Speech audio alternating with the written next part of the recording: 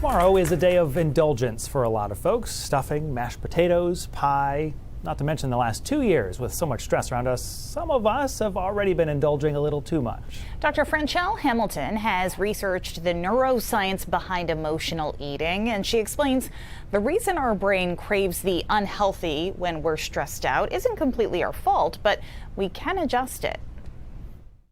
From infancy, when babies start crying, one of the things that most parents do, especially grandparents, is to give them a bottle, This over time, believe it or not, in the brains form these connections that, oh, if I'm upset or distressed about something, I should eat. And then that carries on into little kids, right? Every time they do, oh, good job, Johnny, I'm going to give you a chocolate bar or Cheetos. And so that's how, for half of the population, these emotional eating connections started. It's a pathway in the brain, like a pleasure pathway, a reward pathway. How do you go about adjusting those reward pathways? Right. We found out that the brain is neuroplastic, meaning it can change, it can conform.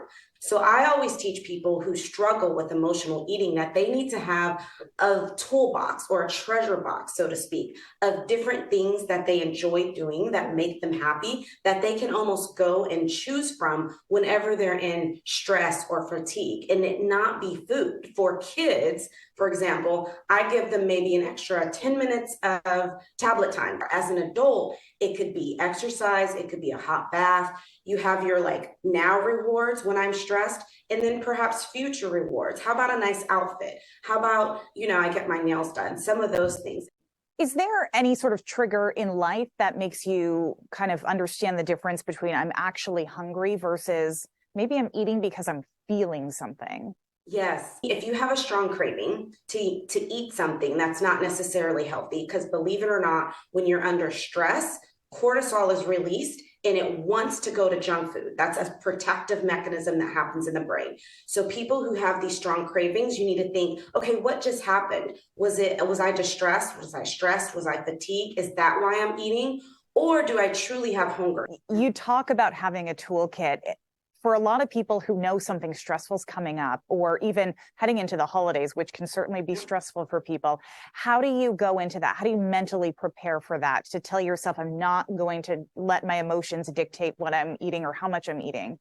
Planning ahead is always the best, and plan to indulge. Accept the fact that you decided that you're going to indulge that day, and then the next day, just get right back in your normal routine. That, believe it or not, helps take a lot of the stress out. If you stress about it, you're almost prone to do more and eat more than if you just kind of not think about it and plan that that's what you're going to do that day. One more note from Dr. Hamilton: when you do indulge, don't overthink it. Don't feel guilty about it. Just do your best each day.